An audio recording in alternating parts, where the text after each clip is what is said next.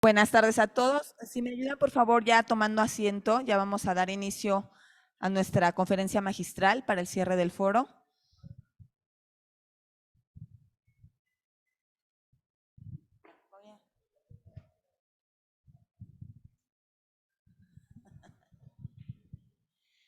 Pues hemos llegado a la recta final de este foro, de estas conferencias que sin duda nos han dado valor agregado a todos los logísticos aquí presentes. Quiero agradecer el día de hoy también a nuestro patrocinador Hanseática, que vamos a proyectar un video también de él.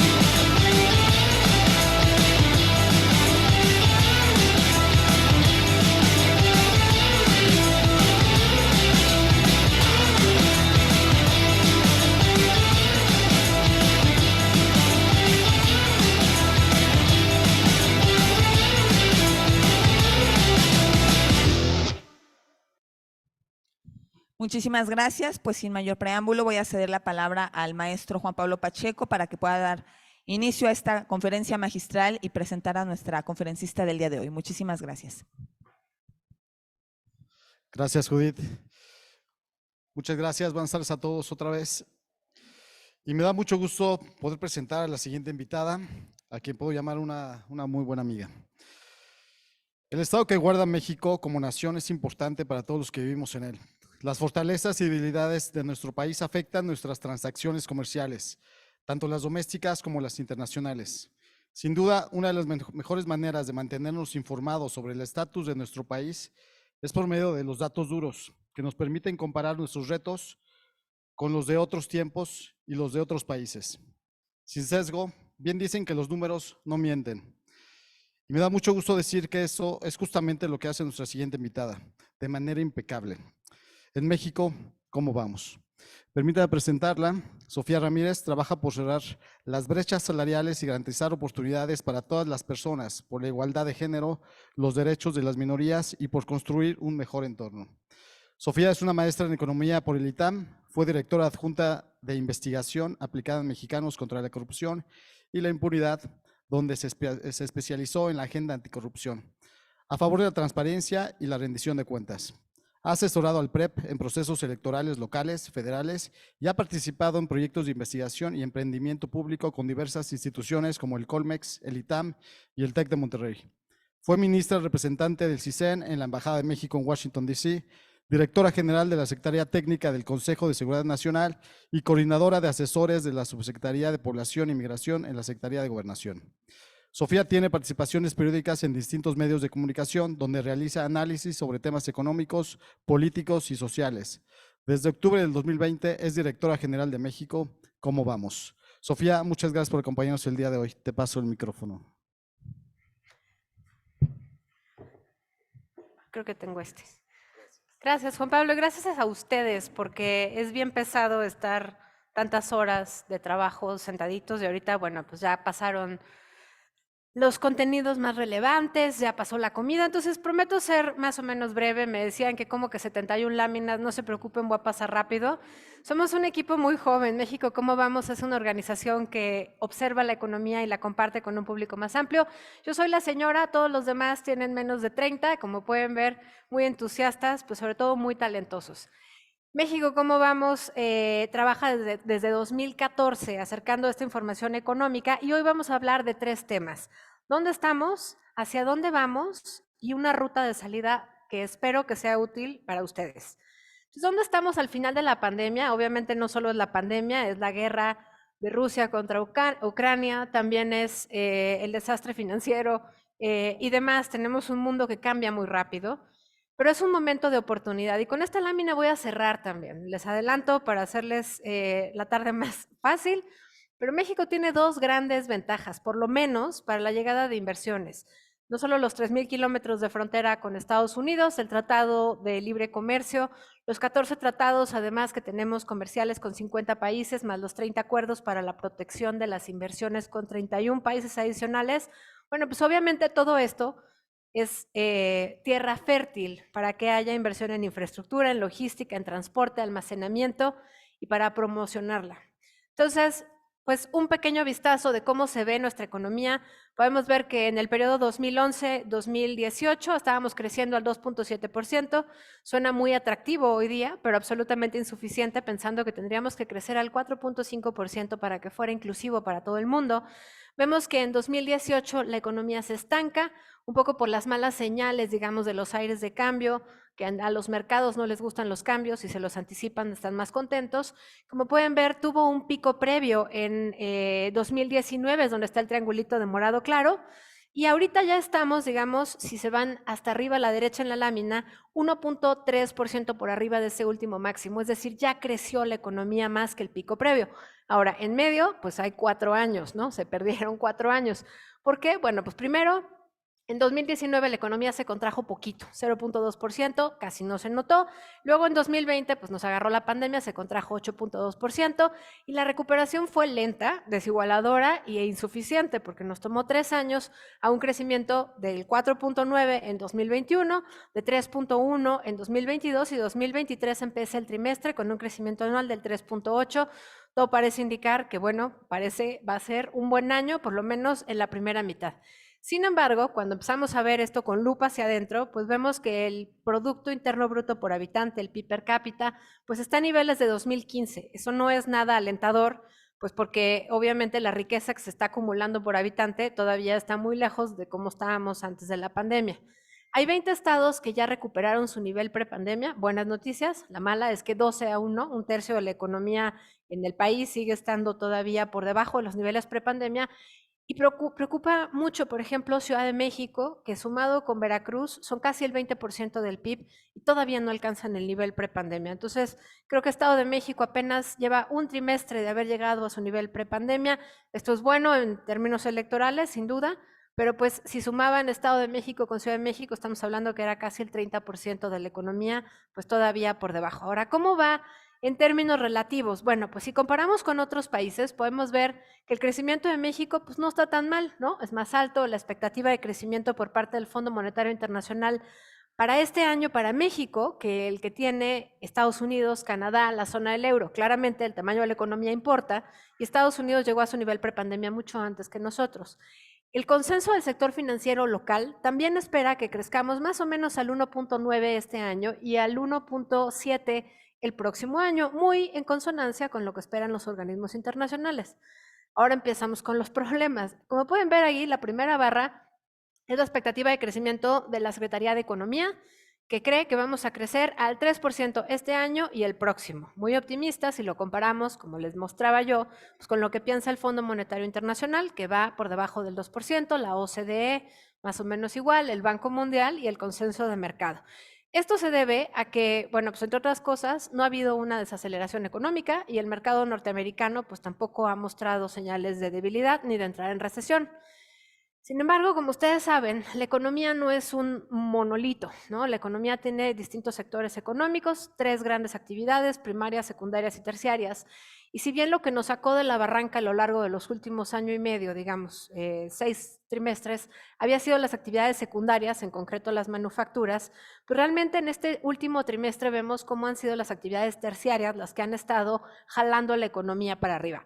Buenas noticias sin duda, porque el transporte es una de las actividades terciarias. Sin embargo, pues preocupa un poco que la actividad manufacturera se pueda ir ralentizando porque pues, la carga, lo que mueve es lo que se produce, entonces es importante que se produzcan cosas. Bueno, no todo está mal, el 66% de la economía, 2/3 partes, son las actividades terciarias, que son las que están más activas. Y aquí lo que pueden ver es en morado las actividades primarias, que es menos del 4% del PIB. Esa se recuperó en cuestión de pues una quincena, prácticamente alguien tenía que producir la comida. Después de la pandemia, digamos ahí el punto cero es el trimestre previo a la pandemia, pero las actividades secundarias y las actividades terciarias pues obviamente cayeron de manera abrupta y no fue sino hasta finales del año pasado que tuvimos una recuperación, digamos, completa de toda la economía. Ahora, esto que ven aquí, no necesito que pongan demasiada atención y lean la letra chiquita, simplemente son los 20 sectores de la economía y el porcentaje que ven a la derecha es cuánto de la economía depende de la producción de ese sector. Y en este rubro podemos ver cómo la industria manufacturera pues es más del 17% del PIB, servicios inmobiliarios es 12.3% del PIB, comercio al por menor y al por mayor casi 10% cada uno, transportes y almacenamientos. Ahí están ustedes, son servicios, están en morado azul, según el ángulo de que vean la lámina. Y como pueden ver abajo, pues ahí están todos los tipos de transporte. Viene transporte aéreo, ferrocarril, agua, autotransporte de carga y bueno, pues un largo etcétera, que obviamente juntos son del sector del transporte. Pueden ver que ahí dice 62%, es porque esos 6 sectores son muy importantes para el desempeño de la economía. En esos 6 sectores están ustedes, que son el transporte y almacenamiento, y como pueden ver, la recuperación de esos 6 sectores pues ha sido medianamente exitosa a muy exitosa, dependiendo que estemos observando. Solamente para que tengan un comparativo, entre el primer trimestre de 2020, antes de la pandemia, y el cuarto trimestre del año pasado, que son los datos más actuales que tenemos por sector, nuestra economía creció 1.7%. Como pueden ver, el comercio al por mayor, industrias manufactureras, transporte y almacenamiento, comercio al por menor y servicios inmobiliarios están todos muy por arriba de ese promedio de 1.7%. Solamente la construcción está 4.4% todavía por debajo del nivel prepandemia. Ahora, las actividades secundarias. ¿Por qué nos importa la secundaria si ustedes son transportistas? Insisto, porque alguien tiene que mover la carga y para que haya carga necesitan producirla. Tenemos ahí un tema. Tenemos un último trimestre donde, como ven, la actividad en la comparación anual fue del 2.6%, no es nada mal, pero veníamos, digamos, a una mayor tasa de crecimiento, sobre todo pensando en que la actividad manufacturera, que es la línea de hasta arriba, pues ya venía recuperándose de manera vertical, digamos, pendiente ascendente, pero pues de repente como que hubo un bachecito ahí que nos preocupa, sin duda, pero no demasiado, porque ahorita les voy a mostrar las cifras de inversión extranjera directa. La otra línea que es importante aquí es la que es de color verde. Esa color verde, pueden ver que en el último año más o menos, últimos 2 años, está más o menos planita con sus subidas y bajadas. Ese de ahí, la verde, es la industria el sector de la construcción. El sector de la construcción no ha avanzado con la suficiencia y el dinamismo que se necesitan, pues ya solamente para construir naves industriales en el norte del país. Inversión extranjera directa. Los datos de ayer, literal de ayer, liberados por la Secretaría de Economía, nos dan cuenta pues que nos cayó 1 tonelada de inversión en la cabeza.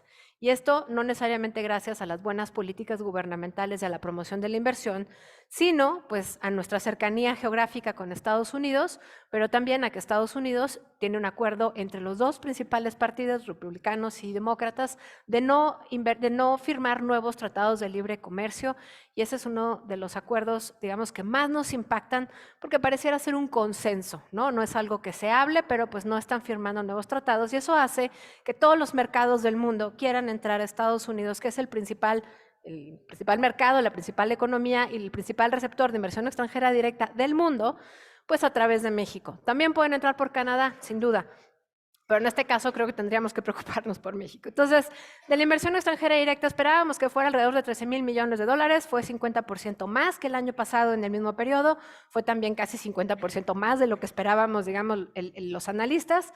Y vemos que la mitad de esa inversión extranjera directa viene al sector de las manufacturas. Entonces, aunque tuvimos un primer trimestre lento, pues obviamente hay un tiempo de madurez para la inversión extranjera directa en el rubro de manufacturas. Perdón. También tuvimos un incremento muy importante en servicios financieros y seguros. Como pueden ver, se fue al doble, del 17% en el primer trimestre del año pasado al 33% en el primer trimestre de este año. Y aunque hubo una caída importante en términos de transporte, realmente, una vez que tengamos la carga y la mercancía ya lista, porque mucho es, digamos, bienes intermedios, pues tendremos que llevárnosla para allá. Me preocupa a mí en términos personales la construcción, sin duda, porque no tenemos suficientes almacenes, pero ese es uno de los rubros que me parece que ustedes pueden aprovechar mejorando la logística y teniendo menos tiempo de almacenamiento. Ahora, ¿De dónde viene esta inversión extranjera directa? Bueno, Estados Unidos sigue siendo la principal fuente de inversión extranjera directa. El año pasado era 42% de la inversión, este año en el primer trimestre es 34%, pero vean España. España la hemos maltratado como país, como gobierno, como administración en este momento, de una manera brutal, un mes sí y otro mes también, y aún así la inversión extranjera directa viene en 20% de España, 2 de cada 10 pesos que nos cayeron o dólares que nos cayeron en la cabeza vienen justamente de España. Argentina también aumentó su proporción y vean Países Bajos que en 2022 tuvo una desinversión neta y en el primer trimestre de este año, bueno, pues está casi en 9%. Entonces, hablábamos de las dos grandes ventajas que tiene México en términos comparativos con el mundo. Está sin duda la cercanía geográfica y el TEMEC. En el caso del TEMEC, ya les decía yo que es un instrumento técnico, no es un instrumento político, que permite detonar la inversión y es una gran puerta de entrada al mercado norteamericano. Les resumo lo que ya más o menos les anticipaba. Es en un entorno tan incierto como el de México, digamos, en términos de Estado de Derecho, pues el equivalente a las reglas del juego y rule of law. Entonces, tendríamos que cuidarlo, bueno, con la vida, porque realmente eso permite que haya un entendimiento comercial pues, de mediano y largo plazo. 2, permite optimizar esta cercanía geográfica, porque obviamente el tamaño y el dinamismo del mercado norteamericano pues permite que eso acabe vinculándonos a nosotros. Y número 3, bueno, pues otra vez en Washington no ha habido apetito por firmar nuevos tratados comerciales y obviamente México es una puerta de entrada. En el primer trimestre México fue el principal socio comercial de Estados Unidos, por encima de Canadá, por encima de China. Estas son buenas noticias. Hemos tenido muchos buenos primeros trimestres, el reto está en que este primer trimestre se mantenga hasta arriba, en el segundo, en el tercero y en el cuarto. Ahora, esto es relevante porque en términos del comercio total norteamericano, México es el 15% de esos flujos comerciales para Estados Unidos. Para México, Estados Unidos es el 80% del comercio exterior. Entonces, ahí nos damos cuenta también quién depende más de quién. Y no quiere decir que los norteamericanos no dependan de nosotros, pero nosotros dependemos en mucho mayor medida de ellos. Si solo volteamos a ver las exportaciones mexicanas, el 83% de las exportaciones mexicanas son hacia Estados Unidos. Cuando vemos qué porcentaje de las importaciones de Estados Unidos del mundo vienen de México, pues otra vez es un poquito por arriba del 15%. Entonces vemos esa disparidad no solamente en términos del comercio total, importaciones y exportaciones, sino en concreto en las exportaciones de México para allá. Ahora, el Banco Interamericano de Desarrollo, no Sofía Ramírez, el Banco Interamericano de Desarrollo prevé que haya hasta 78,000 millones de dólares adicionales en nuevas exportaciones en Latinoamérica derivado del nearshoring en los próximos años, un incremento del 5% anual en exportaciones promedio para los próximos años. México se llevará más de la mitad de ese incremento en las exportaciones, en concreto en el rubro automotriz, textil, farmacéutico y en energía renovable. Ahí tenemos también otro gran pendiente y sobre todo importa que si no ponemos las condiciones adecuadas ahorita, vamos a perder esta oportunidad y se va a ir a otros lugares como Brasil, Argentina y Colombia, porque el 84% de este incremento en las exportaciones tendría que suceder en el corto plazo, es decir, en los próximos 2 años. Les decía yo que ¿quién va a mover toda la carga? Bueno, pues ustedes, el transporte de carga en México, donde ustedes saben mejor que yo que del total de exportaciones de 133,000 millones de dólares en el primer trimestre de lo que no es petrolero, pues 63% se mueve por carretera, el 19% se mueve por la vía marítima, el 12% por la ferroviaria y el 4% por la vía aérea. En el caso de las importaciones llama muchísimo la atención para quienes no estamos familiarizados. Pues justamente la cantidad de importaciones que vienen por carretera. Hay muchas menos importaciones que vienen por carretera, hay muchas más importaciones que vienen por la vía marítima y bueno, pues la vía aérea también ahí hay una disparidad, lo cual nos habla de que hay muchos espacios en la carga que vienen o van vacíos dependiendo de qué rubro estemos hablando. ¿Cuál es uno de los principales problemas que creo que están enfrentando ustedes, de acuerdo con los datos? Pues sin duda los delitos cometidos en las carreteras, de acuerdo con los datos del ENVIPE, del INEGI, levantada en 2021, de todas las modalidades de asalto y robo en carreteras, 54%, de todas las modalidades de asalto y robo ocurrido a nivel nacional, el 54% ocurren en las carreteras. Entonces, pues obviamente en un esquema donde tenemos el 60 y tantos % de la carga de exportación movilizado a través de la carretera, pues obviamente esto afecta en distintos rubros y de distinta manera a cada uno de los trayectos. Creo que es muy evidente que, por ejemplo, la carga que se mueve por Nogales tiene más que ver con comida, la carga que se mueve por Tijuana, Juárez y Nuevo Laredo con esta nueva aduana que se está estrenando, pues va a tener un impacto importante, digamos, en términos de comercio. Pero si ustedes intentan cruzar, perdón, no sé por qué se ve raro el siguiente mapa, pero pueden ver que hay muchas de los carreteros, de estos corredores carreteros troncales, que están pasando justamente por las zonas de mayor incidencia de inseguridad en las carreteras. Por lo pronto está obviamente Zacatecas, Aguascalientes, Guanajuato, Querétaro, Puebla, Chiapas. Y bueno, pues si esto lo cruzamos, digamos, con la información que vemos de los troncales, pues es evidente que hay muchas zonas del país donde el incremento en los costes por la inseguridad pues acaba teniendo efectos importantes para ustedes. Los principales problemas que enfrentan las grandes empresas en el sector de la carga, transporte, correos y almacenamiento, como ya les decía, es inseguridad pública, altos costos de materias primas, luego impuestos y demás, pero creo que vale la pena que tomemos en cuenta esta gran inversión que está llegando de fuera, derivada de la posición geográfica que tenemos para empezar a ejercer presión dentro de la administración federal, que es imposible que siga habiendo tal nivel de inseguridad. Tenemos además una paradoja pues importante, que es la Policía Federal no tenía una buena reputación en términos de corrupción. Casi 9 de cada 10 encuestados pensaban que era muy corrupta.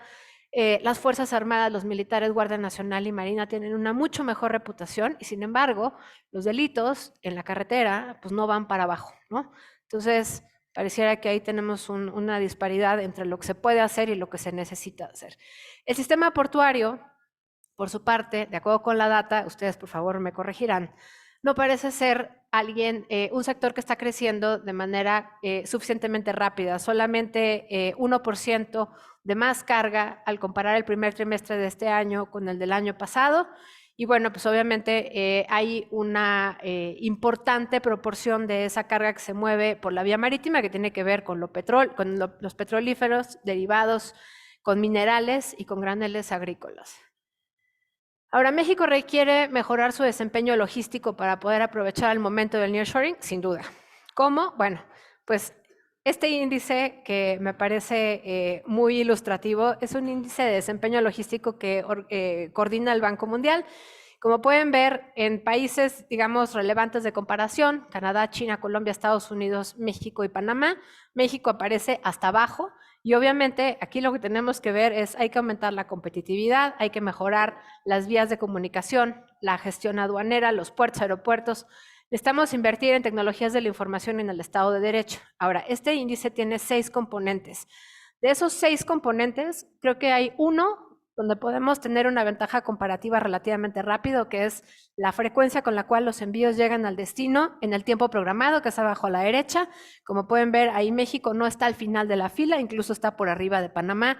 No solo es un tema geográfico, aunque gracias, sí es mucho del tema de la ubicación geográfica, pero hay otras oportunidades. El de arriba a la derecha, por ejemplo, facilidad para localizar y hacer el seguimiento de los envíos, deriva de tener pues inversiones que tal vez no sean tan complicadas, así como metemos un tag en la maleta, pues meter un tag en la carga. Entiendo que ustedes tienen y enfrentan distintas legislaciones y un marco legal que no se apega, digamos, a todo Norteamérica, y eso hace mucho más complicado el traslado, el aseguramiento de la carga y demás, pero ahí vemos una gran oportunidad.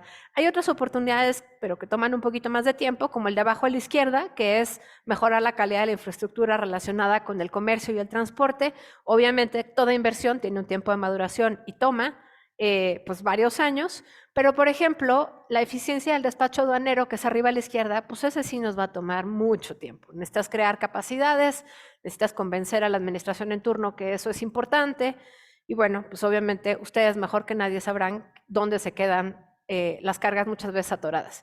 Los últimos 2 elementos del índice son la facilidad para coordinar embarques a precios competitivos y la competitividad y calidad de los servicios logísticos. Nuevamente, la competitividad y la calidad de los servicios logísticos me parece que son una gran oportunidad para México, porque sí dependen del sector, y la oportunidad que tomará un poquito más de tiempo es la de coordinar los embarques a precios competitivos.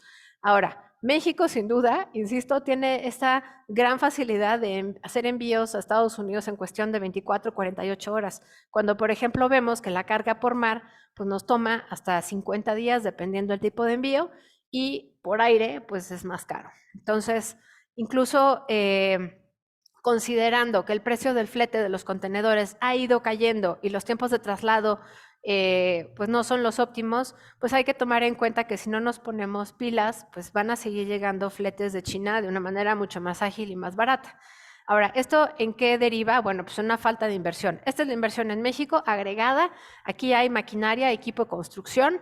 Pueden ver que estamos todavía por debajo del pico de 2018. Estamos pues muy cercano, digamos, de los niveles de 2019, pero lejos de lo que se necesita. En México, ¿cómo vamos? Tenemos la meta de tener el 24% del PIB en inversión, estamos en 21%, y creo que aquí lo que nos está preocupando es que hemos visto en los últimos trimestres cómo en la medida en la que aumenta la inversión pública, desaparece la inversión privada. Tendría que ser algo que trabajase, digamos, en conjunto, como vimos tras la crisis financiera de 2008-2009, y no que sea una competencia. Ahora, la inversión fija bruta, obviamente, como les decía, es construcción, maquinaria y equipo, y este indicador lo que nos dice es, bueno, pues en el punto verde, la línea verde es la maquinaria y equipo, y esto se traduce en mayor producción, y en construcción, bueno, pues está todavía más planita, pero es una gran oportunidad para que la carga tenga mejoras en la logística, e insisto, no tenga que pasar tanto tiempo en los almacenes y en las galeras. Ahora, la inversión y la confianza en México son uno de estos grandes temas que pareciera ser un elefantote en la sala. Estamos todavía en la discusión de si fue una expropiación o no el decreto que vimos, un desacato del mandato de la Corte o no, el decreto de designar a el Tren Maya y el Transísmico como de seguridad nacional o no, pero entre que son peras y son manzanas, creo que ha habido un pronunciamiento unánime por parte de todo el sector privado, pero incluso del tipo de cambio respecto a los eventos de los últimos días donde nos dicen que la inversión solo llega cuando hay confianza en que pues, un decreto no te va a quitar los dólares que tú viniste a depositar en una economía como la mexicana. Breve mención al mercado laboral, porque este es uno de los grandes pendientes y la productividad es uno de los grandes pendientes en México. Como ustedes seguramente saben, porque en el sector de la carga esto es todavía más marcado, en México 6 de cada 10 empleos son empleos informales, 4 de cada 10 son empleos formales. La formalidad aquí depende de tener un contrato de por medio y obviamente prestaciones asociadas como vacaciones, aguinaldo, por reconocimiento de del trabajo, digamos, del vínculo laboral. La informalidad además pues no es igual para todos. Hay más o menos la mitad de esos trabajadores informales trabajan en unidades económicas que no pagan impuestos, pero eso no quiere decir que los consumidores no paguen los suyos. Pero aquí sorprende muchísimo. Hay una cuarta parte de los trabajadores y trabajadoras informales que lo hacen en empresas y en el gobierno. ¿Cómo? Bueno, son todos aquellos que no tienen un vínculo laboral reconocido, pero que lo están haciendo en empresas formales o en los gobiernos, ya sea en contratos por honorarios o ya sea en simplemente por fuera y trabajar por una comisión. Ahí es donde entran muchos de los empleados y empleadas que trabajan en el sector carguero. En el mercado laboral, la participación de las mujeres es más o menos la mitad que la de los hombres. Hay una brecha de casi 30 puntos porcentuales. Esto siempre ha sido así, me dicen mis colegas economistas señores que han sido mis profesores, y yo les digo, pues sí, pero eso no quiere decir que esto esté bien. Hay estimaciones del Banco Mundial que dice que el PIB per cápita sería hasta 20% más alto si las mujeres trabajáramos en igual proporción que los hombres, pero eso se los dejo para otra ocasión. Aquí lo que me interesa entrar es en esto. La informalidad laboral paga menos y esto es relevante porque un empleado o una empleada mal pagada pues es menos productiva. Pero además, un empleado o empleada en la informalidad laboral no recibe la capacitación que necesita y por lo tanto es menos productiva. Entonces, por donde la vean, la informalidad laboral es un problema para todas las personas, no solo para las mujeres que trabajamos con mayor intensidad en empleos informales, sino que pues acaba afectando un sector como el transporte de carga. Ustedes emplean más o menos a 2.5 millones de personas, lo cual es aproximadamente el 4% de la población económicamente activa. 9 de cada 10 personas son hombres, 1 de cada 10 personas es mujer. Tienen un salario promedio por debajo del salario promedio nacional. El salario promedio nacional es de 10,000 pesos. Ustedes pagan en promedio 6,800 pesos. Recordemos que un salario mínimo hoy día son 6,300 pesos, entonces están arribita, pero la tasa de informalidad laboral en el sector es más alta que el promedio nacional y también dependiendo de cada una de las chambas, pues hay disparidad. Por ejemplo, los cargadores casi son en 60% informales. Ahora, el vistazo que quiero que echemos aquí es justamente, tenemos una gran proporción de conductores de camiones, camionetas y automóviles de carga, tenemos una gran proporción de cargadores, y el salario promedio, insisto, el mínimo es de 6,300, los conductores ganan en promedio, cuando se trata de camionetas y automóviles de carga, 8,300, los conductores de autobuses ganan 6,700 y los cargadores ganan 2,600, eso es por debajo del salario mínimo y bueno, pues por debajo del costo de una canasta básica alimentaria para 2 personas. Una canasta básica alimentaria cuesta 2,100 pesos, más o menos. Y lo que les decía, las personas con empleos formales son 6 veces más productivas y por lo tanto la improductividad del mercado laboral mexicano, que es este que pueden ver aquí, pues se autorretroalimenta con los bajos salarios, ¿no? Aquí simplemente es la producción con base en horas trabajadas en México. El pico que ven hasta arriba, donde dice 110, ese fue cuando se perdieron 12 millones de empleos de una quincena a otra por la pandemia. De esos 12 millones de empleos, 10,5 millones fueron informales porque pues, se quedaron sin chamba, se fueron a su casa sin indemnización y sin mayor manera de sobrevivir, pero conforme se ha ido recuperando el mercado laboral, ha aumentado otra vez la informalidad y por lo tanto pues ha ido cayendo la productividad. Esto sin duda es un problema para el crecimiento, pues porque dejamos de ser atractivos para la inversión y no quiere decir que no dejemos de encarecer el costo, por ejemplo, del salario mínimo. Lo único que estamos haciendo es incrementar la informalidad laboral a la cual no le hemos querido entrar como economía. Ya hasta el cierre de la presentación les pido 10 minutos más de atención. La productividad del comercio al por mayor como aproximación va para abajo, tiene mucho que ver con lo que ustedes hacen, con los traslados, y esa productividad tiene que ver con los bajos salarios que se pagan. Tenemos además elementos como la inflación, que aunque ya va para abajo, no va a bajar de manera rápida, sino que nos va a tomar por lo menos un año en llegar a niveles aceptables. La tasa de interés se va a mantener alta y eso, bueno, pues obviamente también impacta a, digamos, la inflación de los precios que enfrentan las actividades terciarias, que es la que enfrentan ustedes. Aquí es donde quería llegar. La tasa de interés de referencia está ahorita en 11,25, los CETES están también por arriba de 11 y obviamente de ahí para arriba todo el crédito encarecido, obviamente impacta en la inversión y esa tasa alta de interés pues no pareciera que vaya a bajar pronto, ni en México ni en Estados Unidos. Tenemos un tema con el superpeso. Ustedes mejor que nadie saben que suena muy bonito, pero a la hora de ir a vender allá afuera, pues es más caro para quien nos compra. Entonces, el enorme ingreso de dólares, ya sea por inversión extranjera directa, por turismo o por inversión en cartera, digamos esta que viene y va dependiendo de cómo sea el diferencial de tasas de interés entre México y Estados Unidos, pues es lo que ha mantenido al peso fuerte. Sin embargo, eventos como los que hemos visto en los últimos 5 días, que tienen que ver, por supuesto, en la expectativa de que va a haber un aumento en la tasa de interés en Estados Unidos y ya no en México, pero también tienen que ver con la falta de certeza jurídica respecto a las inversiones, pues han movido un poco el tipo de cambio. Hoy cerramos ya cerca de los 18 pesos por dólar otra vez. No está mal, digamos, en términos políticos, pero pues es algo que vamos a seguir viendo de manera constante porque pues depende del flujo de dólares sin duda, que son la mayor parte por exportaciones, pero también pues por la inversión en cartera. La ruta de salida, y ahora sí ya, es el cierre. ¿Por dónde empezamos? Bueno, pues por varias rutas. La primera es, necesitamos inversión enfocada en mejorar las condiciones de intercambio comercial, check, ¿no? Muy evidente para todos. Necesitamos invertir en la entrega de puerta a puerta y el e-commerce. Necesitamos aprovechar los estímulos fiscales que hay en Estados Unidos como el CHIPS Act.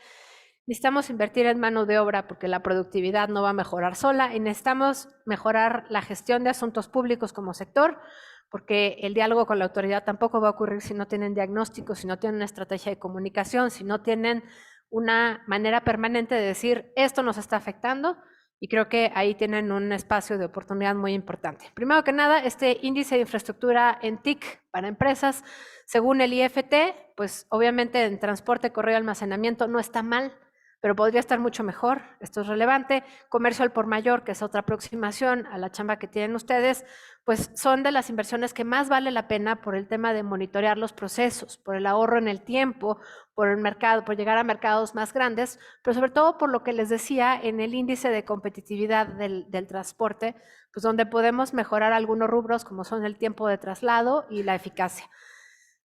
En México además pues hay una penetración muy importante de usuarios de celular, algo así como el 80% de la población tiene algún tipo de teléfono celular. El uso de internet en casa todavía es menor, pero el e-commerce pues llegó para quedarse en varios de los rubros. Y aquí, como pueden ver, pues si queremos hacer la entrega de puerta a puerta, pero solamente para efectos de entrega de mercancía al proveedor, pues nos quedamos en la tercera iteración, ¿no? Donde dice el expedidor recibe las mercancías. Pero si queremos entrarle al e-commerce, pues empieza a generarse una cadena de valor muy importante, donde acaba con los pedidos entregados, digamos, al cliente. Esto es relevante en la medida en que una vez más tenemos una penetración muy importante de los segmentos de población más jóvenes, digamos, entre 15 y 59 años, donde vemos que tienen un acceso muy importante a Internet a través ya sea de su teléfono celular o de la computadora en casa. En términos del CHIPS Act, que les decía que es importante tomarlo en cuenta y tomar en cuenta pues, todos los subsidios que vienen asociados, está la parte de semiconductores, está la parte de garantizar insumos, ampliación y diversificación y protección a la seguridad informática, pero también es generar entornos propicios en ecosistemas, digamos, de TIC seguros y que exista una verdadera defensa a la ciberseguridad. La cadena de suministro de los chips, esto creo que me lo voy a brincar porque ya les veo las caras a todos de por favor ya que se calle, pero creo que es relevante retomar la idea de que los estímulos que estamos recibiendo ahorita posiblemente no los vayamos a ver en mucho tiempo después, una vez más, porque una vez ubicadas las cadenas de suministro va a ser difícil que tengamos tanto efectivo y tanta inversión extranjera cayéndonos encima. Y es importante que podamos traer, digamos, el procesamiento de materiales, la fabricación y el ensamblaje que están ahorita en Asia, hacia México. No solamente la parte de diseño y el equipamiento, sino ya, digamos, el procesamiento y la fabricación. Ahora, gestión de asuntos públicos. En español esto se llama cabildeo, pero tiene muy mala reputación. Entonces, gestión de asuntos públicos es el eufemismo para decir necesitamos un diálogo como sector con la autoridad, legisladores y jueces, con argumentos, y esos argumentos vienen pues, de la evidencia de empezar a documentar qué les preocupa a ustedes, qué les afecta a ustedes y cómo empezar a solucionarlo. Tenemos evidencia en México, cómo vamos, que la apertura comercial abre muchas posibilidades de desarrollo social. Ese es uno de los argumentos que les vengo aquí a compartir como ejemplo. Podemos ver que los estados con mayor apertura comercial que se mide en el eje horizontal tienen un mayor progreso social, medido en el índice de progreso social de México, como vamos, que está medido en el eje vertical. Entonces, hay algunos estados en el sureste mexicano, como Guerrero, Oaxaca, Chiapas, pero también Veracruz, Tabasco y Campeche, que una vez que superan la inversión mínima en infraestructura y capacidad logística, muy rápidamente se pueden insertar en la lógica de un mayor progreso social. Y no es sorpresa que así se vea el país en términos de progreso social.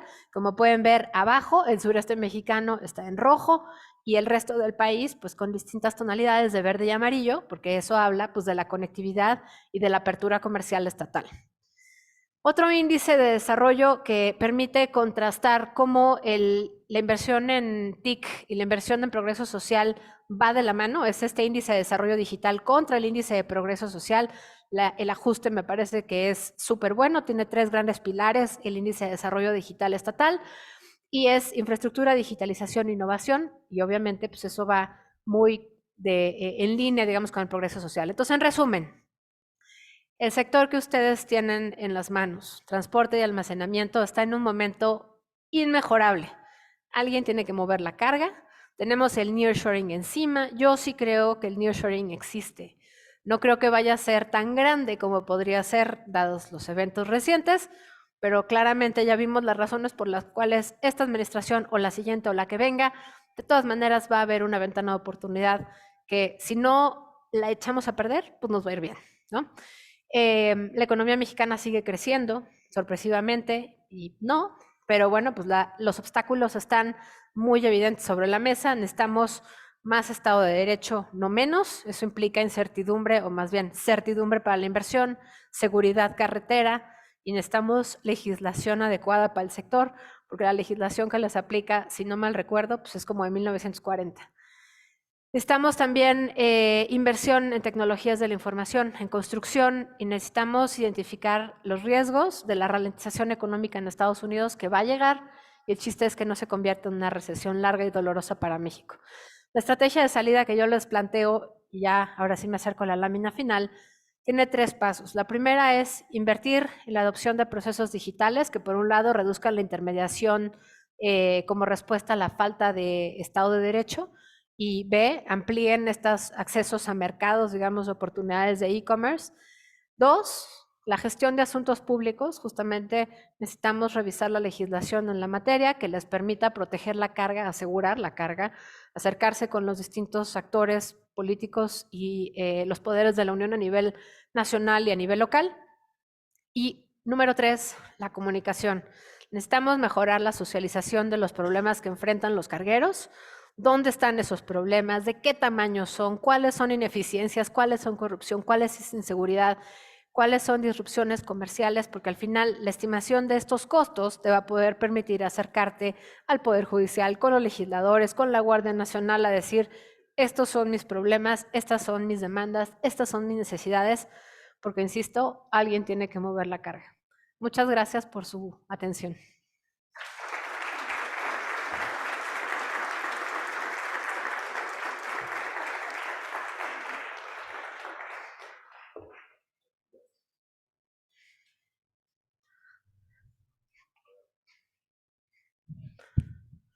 Muchas gracias, Of.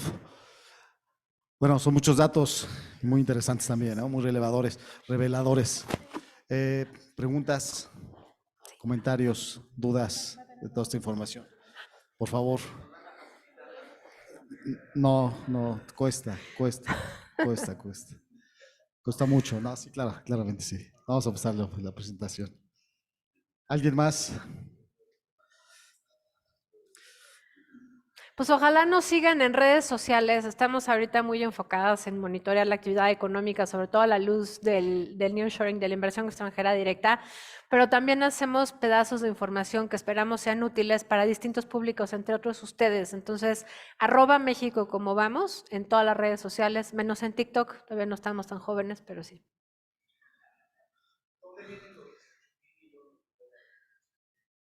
Muchos vienen de Estados Unidos, España.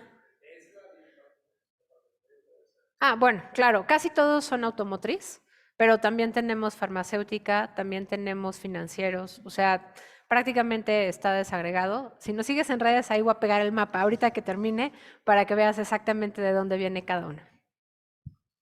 Pues yo había leído que el BID estaba haciendo una planeación o estaba haciendo un cálculo, un pronóstico en donde con el nearshoring íbamos a poder recibir 78,000 Millones de dólares, ¿no? Y correcto. para México como 36,000 más o menos, ¿no? Y Sí. me sorprendió porque Argentina también iba a estar recibiendo. O sea, Sí, sin duda. O sea, imagínate que la mitad de todo lo que va a venir a Latinoamérica, el 55%, se va a quedar en México. Ahora, eso depende de que sepamos aprovecharlo. Si desaprovechamos el momento, como el margen es la expectativa que funcione en los próximos 5 años, si no crecemos las exportaciones en ese periodo, estamos desaprovechando el momento y esa lana se va a ir a otro lado. Pero insisto, los astros están alineados para que lleguen a México, pues porque estamos cerca, porque tenemos TEMEC y porque Estados Unidos no va a firmar nuevos tratados. interesante. Es lo que estábamos como comunidad, hemos platicado muchas veces que esa inversión que también está haciendo China en el país, importantísima en la frontera, lo tenemos que aprovechar.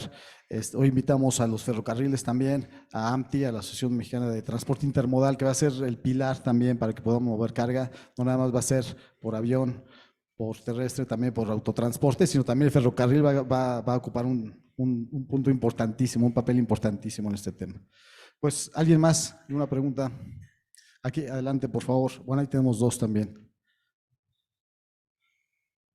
¿Alguien puede pasar el micrófono, por favor?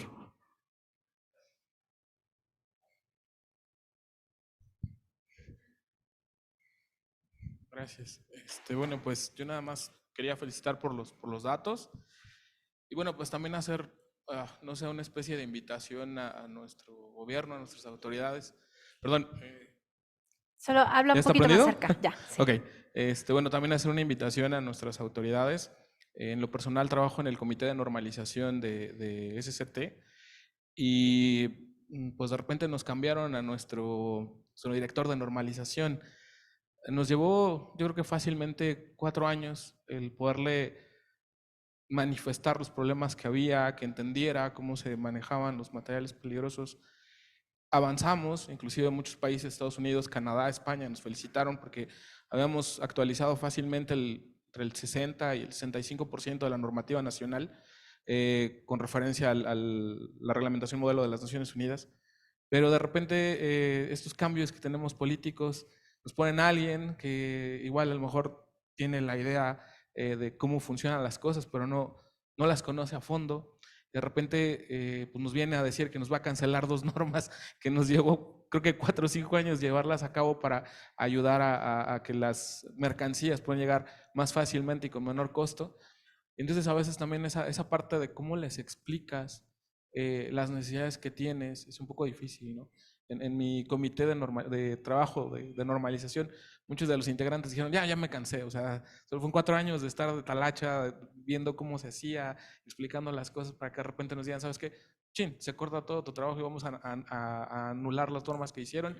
Entonces, de verdad algo, no sé cómo decirlo, entre triste y frustrante, porque bueno, pues no hay como a veces ese entendimiento de las cosas por parte de nuestras autoridades, ¿no? Digo, no es con el afán de pues molestar a nadie o de poner a nadie en evidencia, sino esa parte de que nos escuchen y a lo mejor nos den un poquito más de tiempo, ¿no?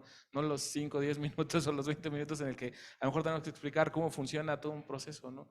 Es un poco complicado, pero bueno, pues ojalá que los foros y las cámaras que tenemos pues, nos sirvan también para hacer eco y que nos apoyen con estos cambios, ¿no? Que se hicieron para mejorar el funcionamiento del país y que, bueno, pues no siempre se queda, ¿no? No siempre nos escuchan. No, sin duda. Creo que tienes un muy buen punto que es muy frustrante hacer toda la negociación colectiva para que a la mera hora haya una falta de profesionalización en los nuevos interlocutores. Y pues más bien, a mí lo que me gustaría que se quedaran con la idea que tienen un sector que ahorita es toral para la logística y que va a ser mucho más relevante de lo que es evidente en este momento. Ya el viernes van a actualizarse los datos del crecimiento del sector de transportes y los otros 19 sectores económicos. Entonces, si nos regalan un follow, van a poder apreciar cómo ha incrementado la proporción del sector de transportes y carga, pero también la responsabilidad que ello implica y cuánto está abonando eso al crecimiento económico. Hola. Bueno.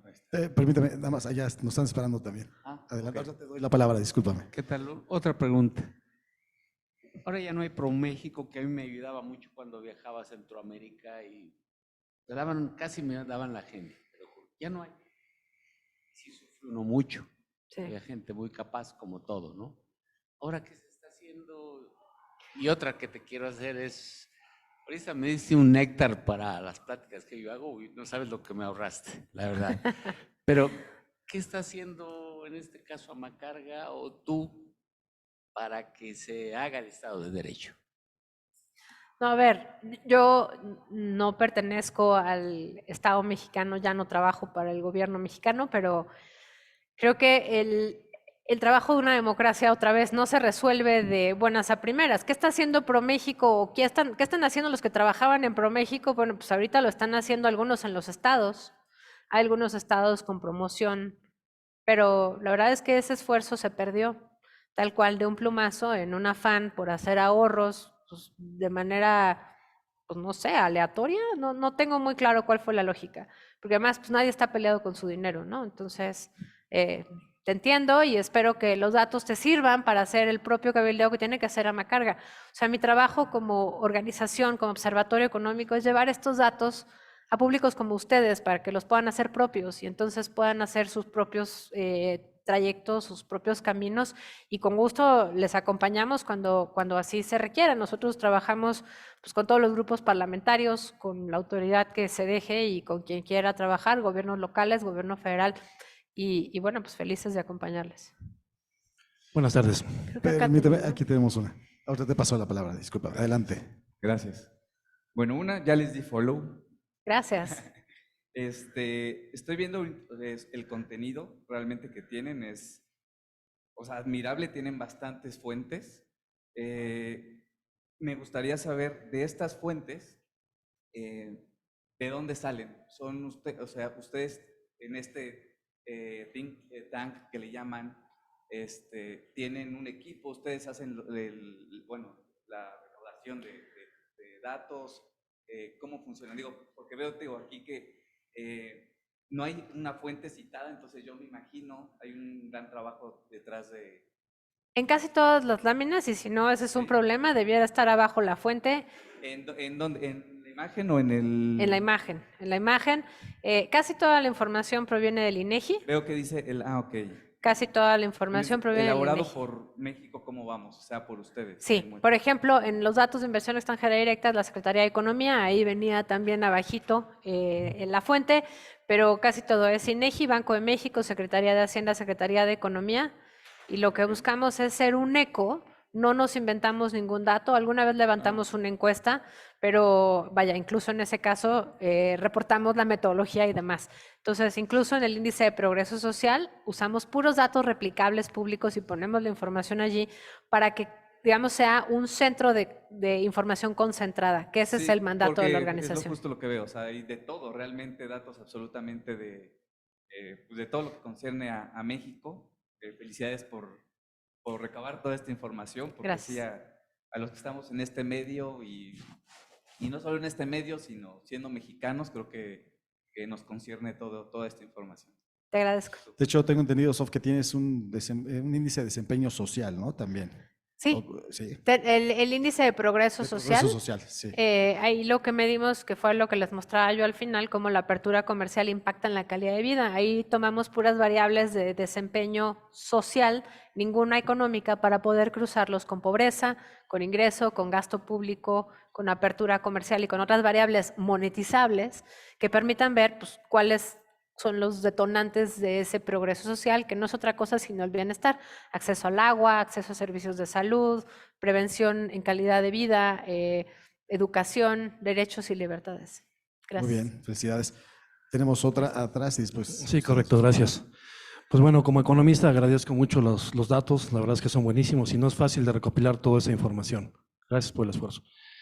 Y por otro lado, fíjate que es un poquito adverso de repente o un poco decepcionante.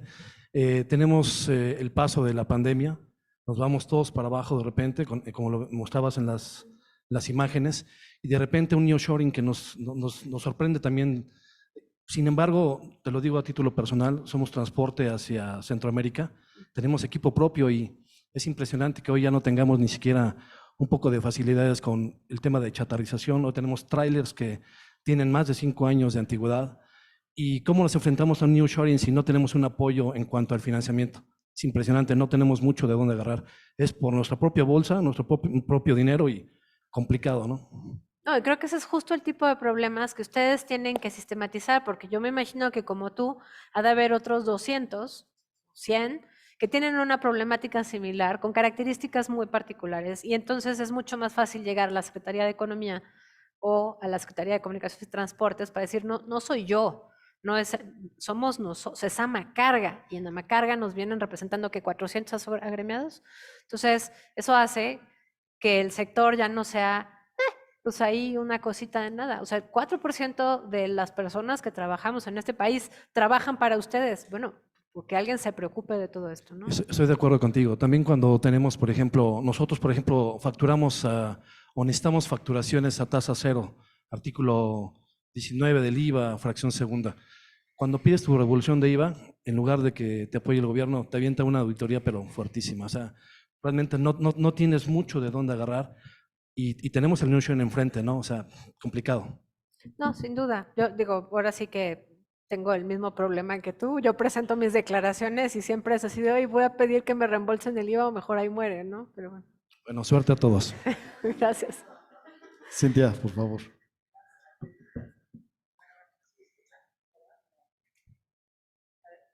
¿Está apagado?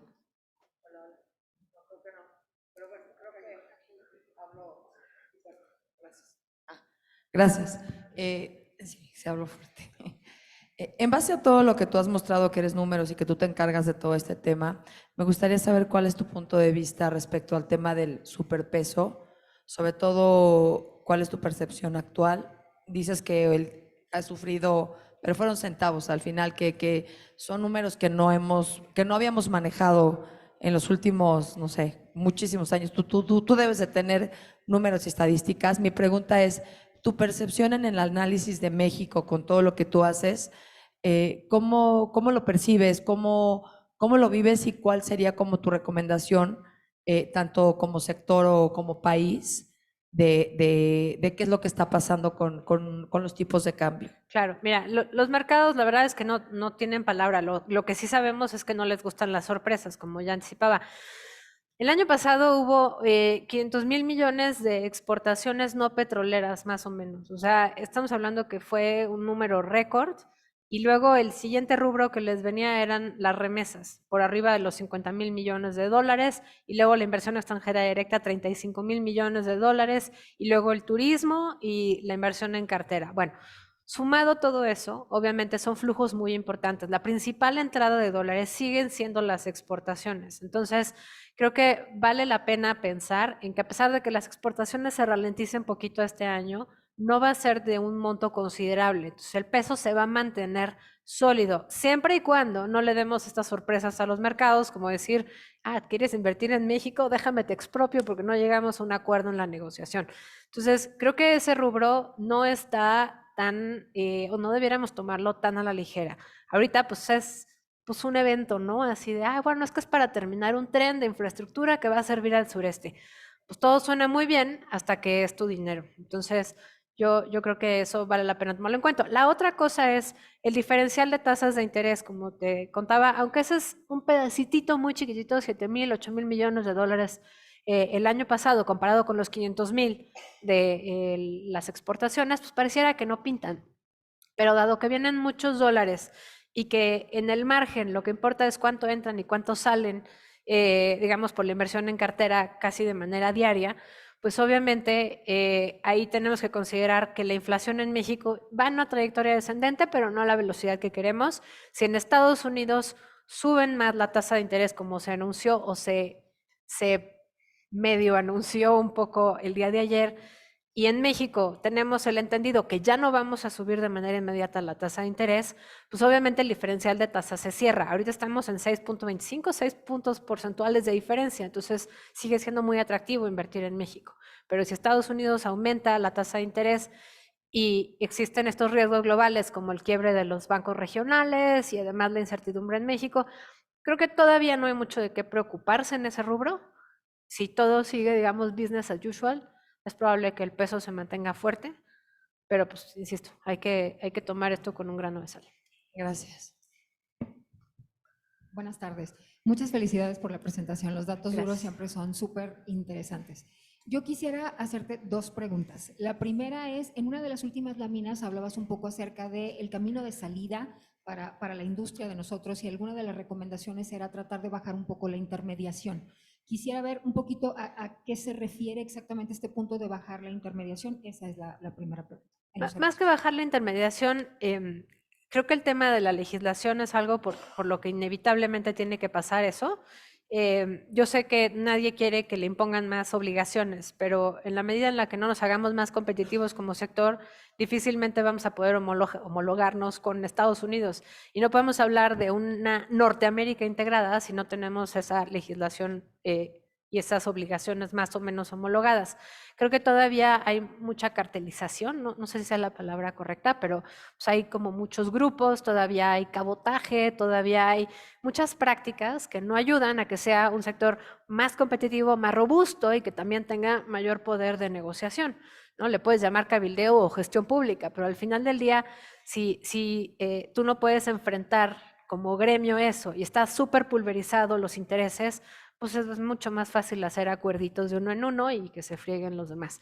Creo que el tema de mejorar la eficiencia en los tiempos, sí están ustedes, en mejorar tal vez la inversión en logística, también sí están ustedes, claramente no están ustedes de manera inmediata el tema de mejorar la eficiencia aduanera, ¿no? Pero para eso se necesita esta intermediación, digamos, o bueno, esta negociación y acercamiento con el gobierno, pues a partir de funcionar como gremio, ¿no?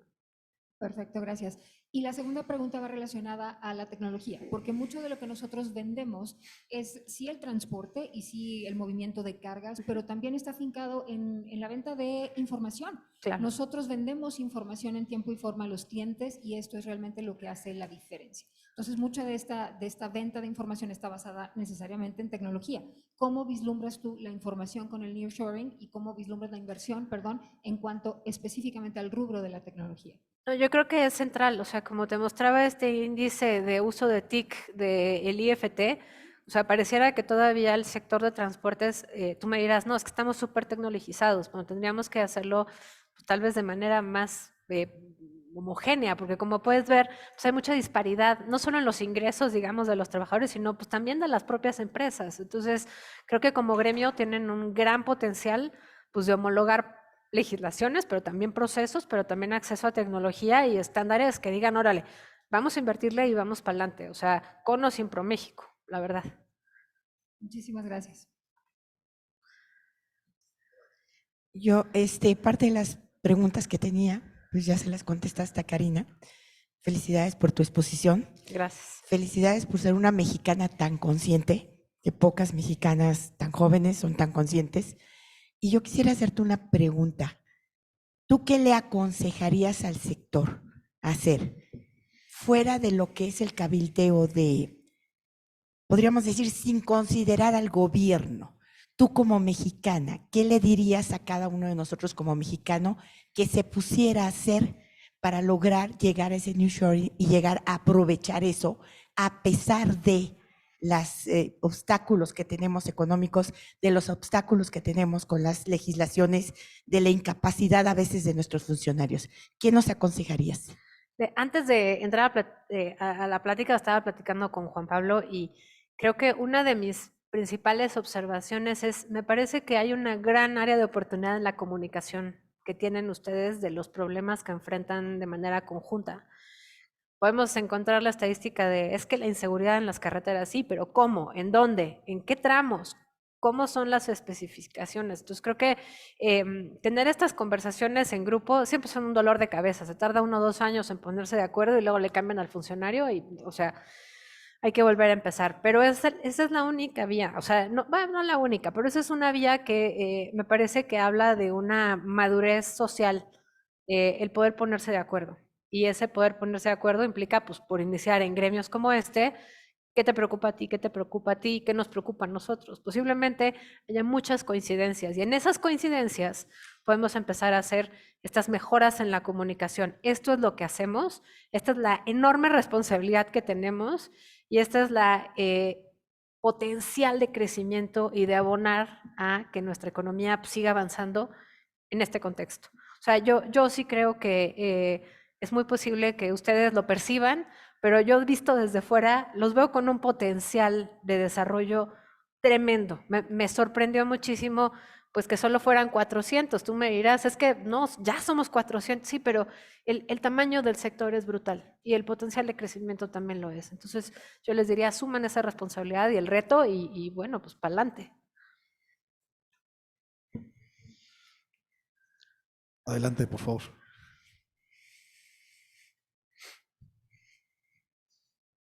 Hola, buenas tardes. ¿Se escucha? Sí. Bueno, Juan Pablo, tú sabes que quienes nos dedicamos al intermodalismo presumimos de que este servicio cruza fronteras sin detenerse. Eso es lo que le gusta a los importadores o exportadores. Sin embargo, Mexicali no es un punto que podamos presumir. Hoy por hoy el intermodal ahí se sigue deteniendo para hacer proceso aduanal en esa frontera. Hace más o menos 10 años estuvimos empujando con la Administración Central de Operación Aduanera el el mismo esquema que se hace por Laredo.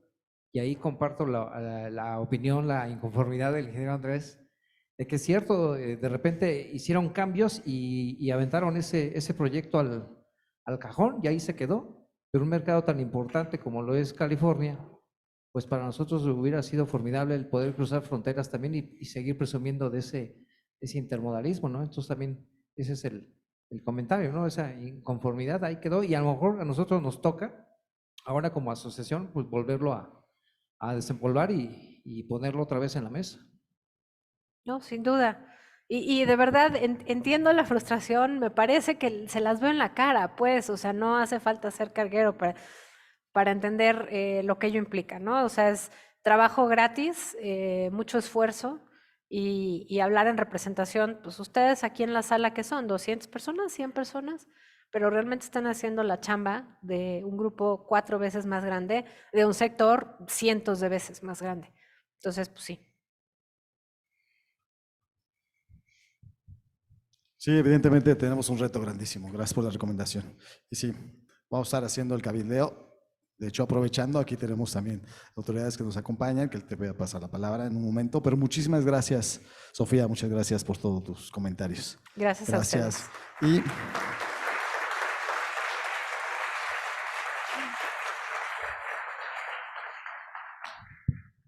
Es que me quité del aire porque aquí abajo está, híjole. Muchas gracias, Juan Pablo. Gracias y felicidades por tu primer año. muchas gracias.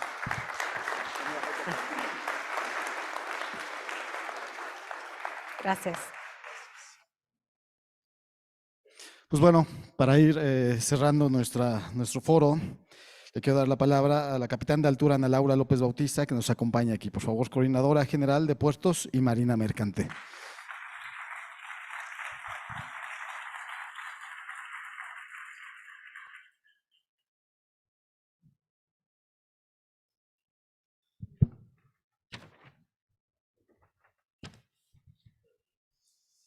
Bienvenida. Muchas gracias. Muy buenas tardes. Buenas tardes a todas, a todos. Quiero empezar agradeciendo especialmente a la directora ejecutiva de la Asociación Mexicana de Agentes de Carga, la licenciada Judith Manon Ruiz Escárcega, y al maestro Juan Pablo Pacheco, presidente de la asociación, por su amable y atenta invitación. No tengo la menor duda de que han vivido un siglo de conferencias bastante nutrido. Los temas abordados, según la revisión que hicimos del programa, han sido de suma importancia para entender la complejidad, los retos y las oportunidades que tenemos en los diferentes sectores para fortalecer nuestras cadenas logísticas de suministro.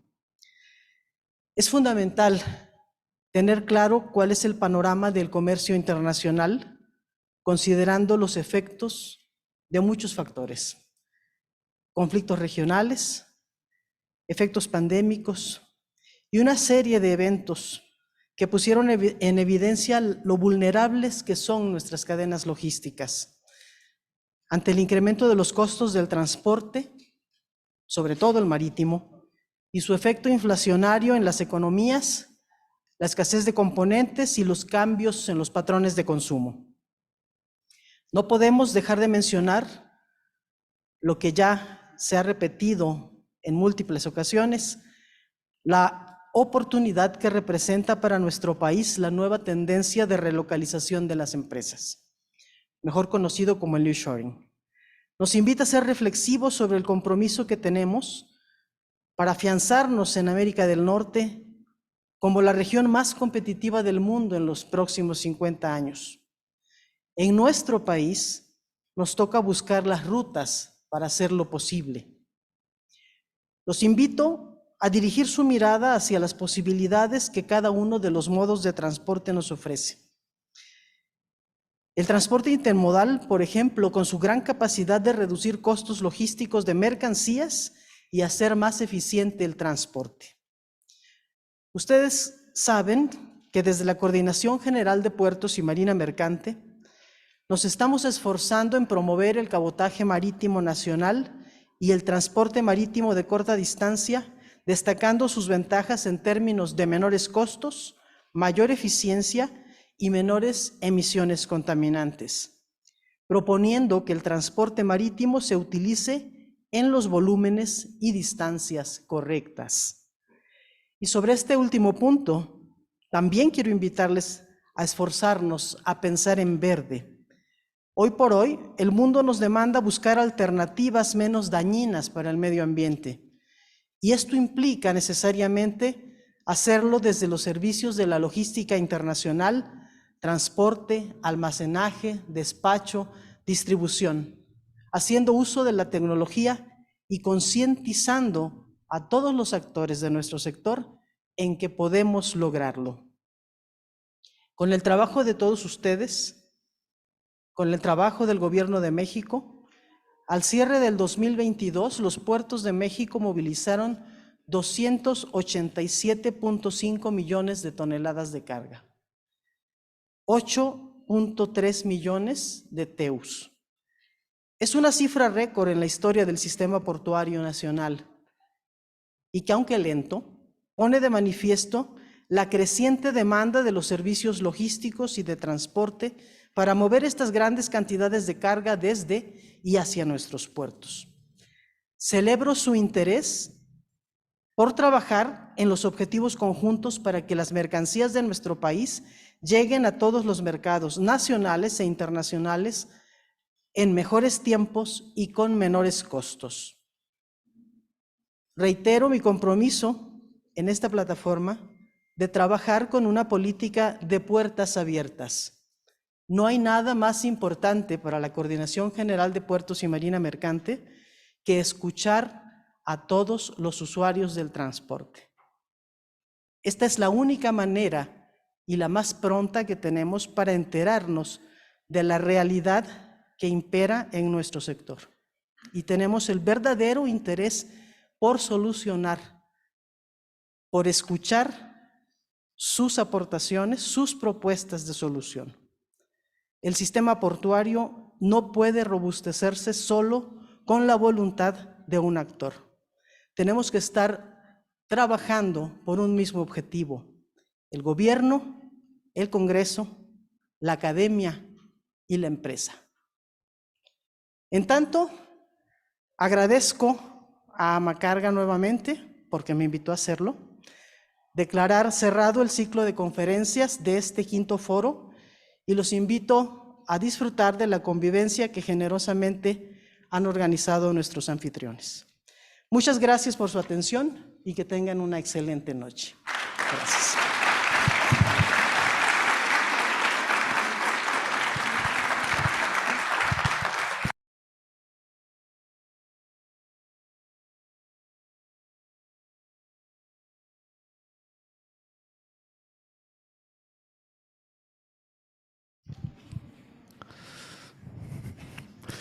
Pues muy bien, muchísimas gracias por todo, gracias por su tiempo.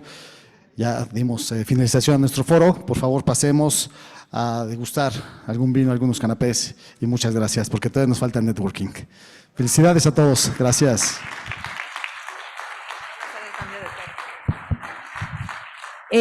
Buenas noches a todos, muchas gracias. Vamos a pasar ya al cóctel que lo teníamos programado en la zona de terraza. Desafortunadamente ya está lloviendo, entonces tuvimos que hacer un pequeño cambio al restaurante, pero por favor si nos acompañan.